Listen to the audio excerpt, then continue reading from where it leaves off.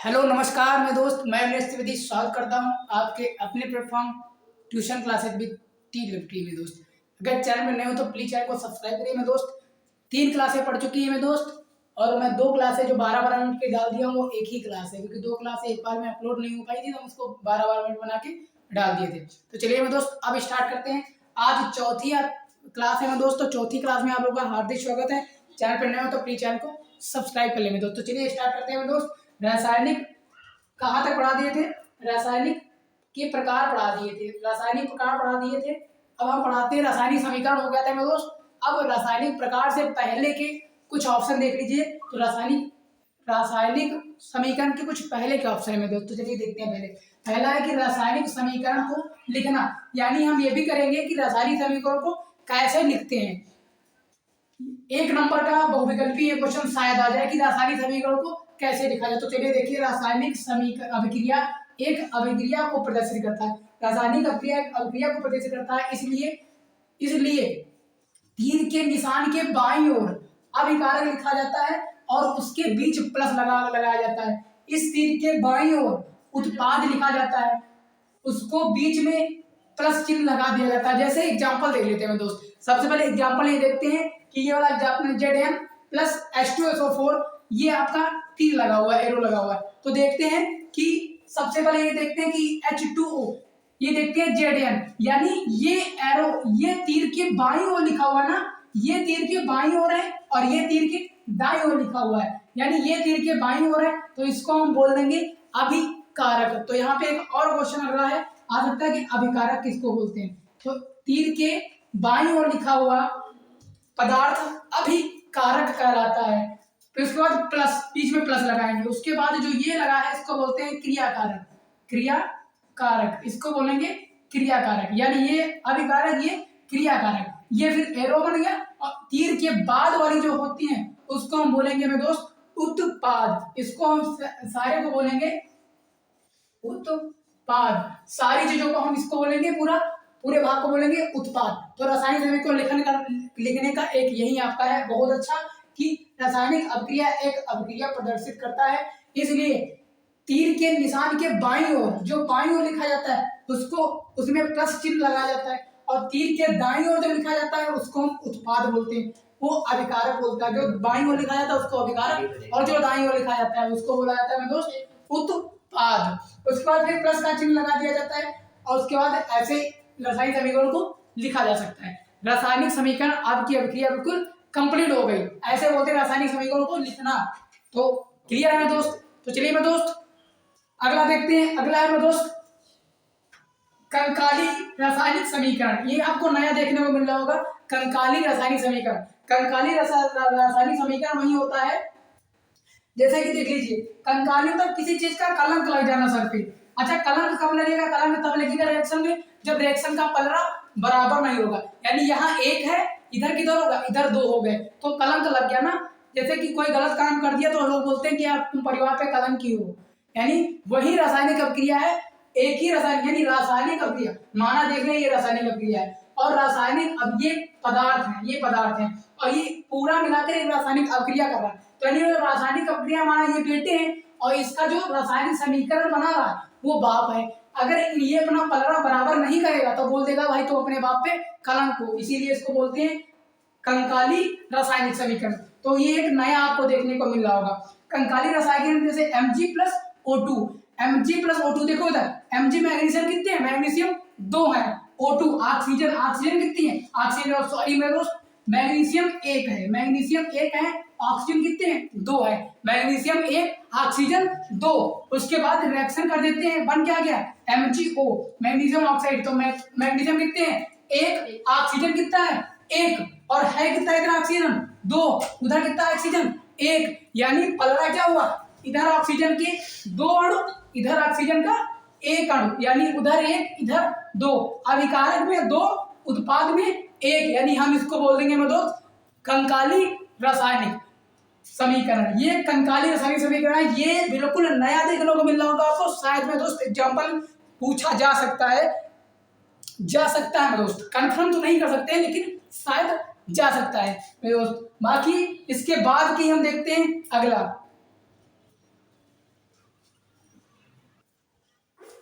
तो मैं दोस्त उसके बाद देखते हैं अगला। अगला देखते हैं मैं दोस्त अभिकारक। अभिकारक क्या होता है मैं दोस्त? अभिकारक अभी हम आपको बता दिए हैं अभिकारक क्या होता है। अभिकारक में दोस्त अभिकारक बता दिए कि जैसे मान लिया ए प्लस बी और ए बी, यानी ये हमारा अभिकारक, यानी एरो के बाईं ओर लिखा हुआ पदार्थ अभिकारक है। एरो के बाईं ओर लिखा हुआ पदार्थ उत्पाद है मेरे दोस्त। तो ये चीजें लिख सकते हैं, ऐसा लिख सकते हैं, तीर के बाईं ओर लिखा पदार्थ क्या होता है? अभिकारक होता है। और एरो के दाईं ओर लिखा, लिख सकते हैं तीर के दाईं ओर लिखा, तीर के दाईं ओर लिखा पदार्थ क्या होता है? उत्पाद होता है मेरे दोस्त। उसके बाद अगला पॉइंट देखते हैं। हमें लगता है, उम्मीद है इतना क्लियर हो जा चुका हूं मैं दोस्त कि उत्पाद, अभिक्रिया, उत्पाद और अभिकारक किसे कहते हैं। इतना अगर कंप्लीट हो गया मेरे दोस्त तो चलिए आगे देखते हैं। आगे अन्य संयोजन अभिक्रिया देखते हैं। अन्य संयोजन अभिक्रिया देखते हैं कि आखिर अब संयोजन अभिक्रिया किस तरीके से और लिखी जा सकती है और बनाई जा सकती है। तो देखते हैं दोस्त, पहला है जल का बनना, H2O2, यानी जल का बनना। देखते हैं जल का बनना, जल का बनना H2, यहां कर सकते हैं H2O, H2O जल बन गया। तो यहां से हाइड्रोजन और ऑक्सीजन की क्रिया करके हम क्या बना लिए दोस्त? हम जल बना लिए। क्या बना लिए? हम जल बना लिए। ऑक्सीजन और हाइड्रोजन की अभिक्रिया की हम लोग क्या बना लिए? जल बना लिए। तो चलिए मैं तो देखते हैं कैसे जल बना लिए। तो H2H, हाइड्रोजन 2 भाग है, ऑक्सीजन में कितने? 2 भाग है। हाइड्रोजन भी 2 भाग है, ऑक्सीजन कितने? 2 भाग है ऑक्सीजन। तो उसके बाद यहां हम आगे 2 लगा लेते हैं दोस्त, ठीक है। तो 2 दूना 4, हाइड्रोजन कितने हो गए? हाइड्रोजन 2 हो गए। और ये कितना हो गया? जल कितना? ऑक्सीजन कितने हो गए?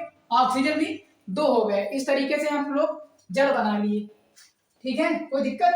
2 दूना 4 और 2 दूना 4, ठीक है मेरे दोस्त, ऐसा जल बन गया। अगला देखते हैं।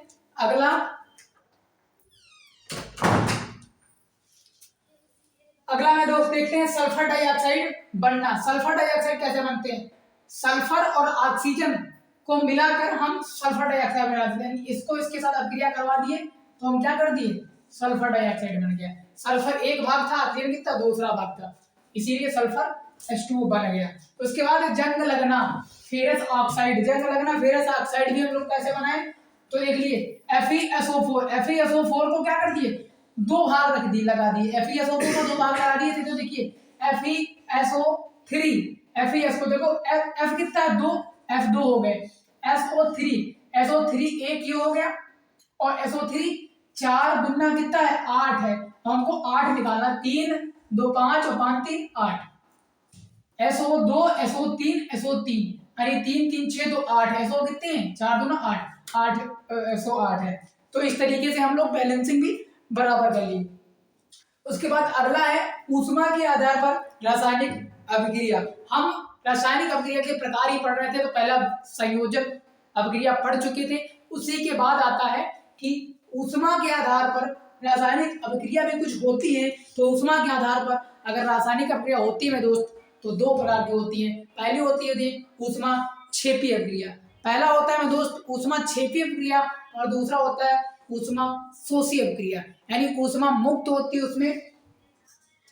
तो देख लेते हैं ऊष्मा क्षेपी अभिक्रिया क्या होता है। तो ऊष्मा क्षेपी अभिक्रिया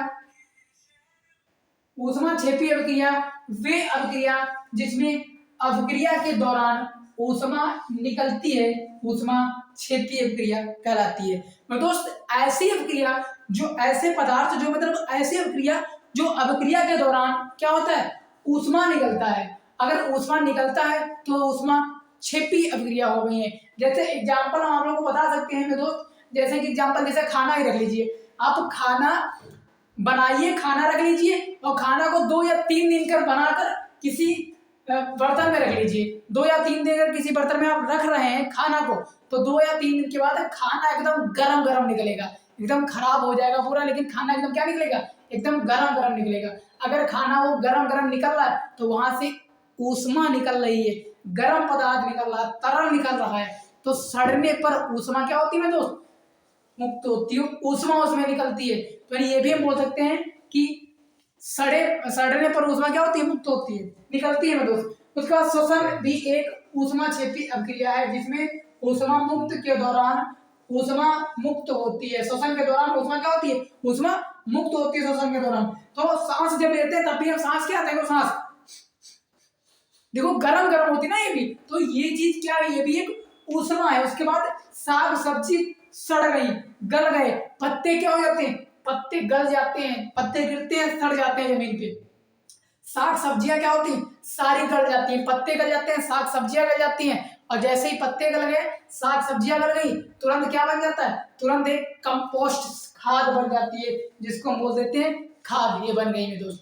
तो सड़ गल के उसमें भी ऊष्मा क्या होती है, इसमें भी ऊष्मा निकलती है। तो आप सीधी सी बात बोल सकते हैं कि वे अवक्रिया के दौरान, यानी पत्ता गिरा सड़ने लगा, जब सड़ने लगा तो अवक्रिया होने लगी, जब सड़ने लगा तो अवक्रिया होने लगी, और सड़ के जब कंपोस्ट खाद बन गई तो सड़ जब रहा तो उसमें गरम गरम निकल रहा है। देखो कभी कभी जाते हो गांव घर में जाओ मेरे दोस्त, गोबर होता है, गोबर लगाते एक गोबर को इकट्ठा कर दो, उस पर जाके गोबर 4-5-10 दिन या 15-20 दिन, 1 महीने के बाद जाके गोबर में ऐसे हाथ डालना तो गोबर में जल जाओगे, इतनी तेज गर्म होगा गोबर। यानी वो क्या बनना है, वो कंपोस्ट बन रही, खाद बन रही है। तो साग सब्जियां या सड़े गले घास फूस पेड़ पौधे सब ये क्या है, ये ऊष्मा क्षेपी अभिक्रिया हो रही है। और उसके बाद ऊष्मा क्षेपी जब अभिक्रिया हो गई है तो अगला अभिक्रिया देखते हैं मेरे दोस्त। अगला अभिक्रिया है ऊष्मा शोषी अभिक्रिया। अगला अभिक्रिया है ऊष्मा शोषी अभिक्रिया। तो दोस्त ऊष्मा क्षेपी अभिक्रिया हो गई थी, तो अब स्टार्ट करते हैं ऊष्मा शोषी अभिक्रिया। ऊष्मा क्षेपी अभिक्रिया मैंने आप लोगों को बता दिया था कि ऊष्मा क्षेपी अभिक्रिया, इसमें ऊष्मा क्या क्या होता है दोस्त, ऊष्मा का में दोस्त ऊष्मा निकलती है, उसमें ऊष्मा क्षेपी अभिक्रिया कहते हैं। अब बात करते हैं ऊष्मा शोषी अभिक्रिया की। अब बात करते हैं ऊष्मा शोषी अभिक्रिया क्या होती है। तो वे अभिक्रियाएं जिनमें ऊष्मा का शोषण होता है, ऊष्मा शोषी अभिक्रियाएं कहती है। यानी वो अभिक्रियाएं जिसमें ऊष्मा का क्या होता है, शोषण हो जाए, मतलब ऊष्मा जैसे कोई हो उसको अपने अपने मतलब अपनी काम में लगा ले, शोषण कर ले उसका, तो यानी वो अभिक्रिया क्या हो जाएगी, ऊष्मा शोषी अभिक्रिया हो जाएगी। जैसे बेरियम हाइड्रोक्साइड की अभिक्रिया किसके, नमक के साथ करवा दी। देखो तो नमक के साथ करवाइए तो देखो OH इसके साथ चला गया, यानी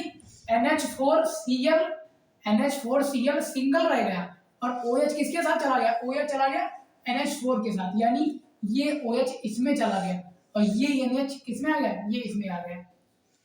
तो ये इसमें आ गया, ये इसमें आ गया, और ये किसमें चला गया, ये इसमें चला गया। इसको बोलते हैं यानी शोषण हो गया एक चीज का। तो किसी पदार्थ का शोषण ऊष्मा के साथ अगर हो जाना, ऊष्मा शोषी अभिक्रिया हो गई। क्लियर है दोस्त, उम्मीद होगा कि ऊष्मा क्षेपी और ऊष्मा शोषण आप समझ पाए होंगे। अगला देखते हैं, अगला है वियोजन। अब उस अभिक्रिया के प्रकार में संयोजन अब क्या हो गई थी, और दूसरा हम अभिक्रिया करवा रहे हैं दोस्त वियोजन या अवघटन अभिक्रिया। देखते हैं वे अभिक्रियाएं जिनमें एकल अभिकारक क्या होता है, एरो के बाईं ओर लिखा हुआ तत्व अभिकारक कहलाता है या पदार्थ अभिकारक कहलाता है। वे अभिक्रिया जिनमें एकल अभिकारक क्या होता है, वियोजित होकर विघटित होकर 2 या 2 से अधिक उत्पादों का निर्माण करते हैं, विघटन अभिक्रिया कहलाते हैं मेरे दोस्त। यानी वे अभिक्रियाएं जिनमें एकल अभिकारक, वे अभिक्रियाएं जिनमें एकल अभिकारक क्या करते हैं, वियोजित या विघटित होकर 2 या 2 से अधिक उत्पादों का निर्माण कर देते हैं, वियोजन या विघटन अभिक्रिया कहलाती है। देख लेते हैं, जैसे कि एग्जांपल दे लेते हैं। एग्जांपल है CaCO3। CaCO3 की अभिक्रिया करवा दे तो CO3 अगर टूट के निकला तो देखो इसी से ये एकल है, वियोजन या विघटन अभिक्रिया एकल अभिक्रिया होगी, इसमें अभिकारक होगा, क्रियाकारक नहीं होगा। यानी इसमें सिर्फ एक ही अभिक्रिया करवाएगा। और इधर मानो निकाल लो, A निकाल दिया, A² निकाल दिया, A³ निकाल दिया, ऐसे निकाल दिया, तो यानी A2 निकाल दिया, A3 निकाल दिया, तो A से यानी वियोजन अभिक्रिया एकल अभिक्रिया होती है।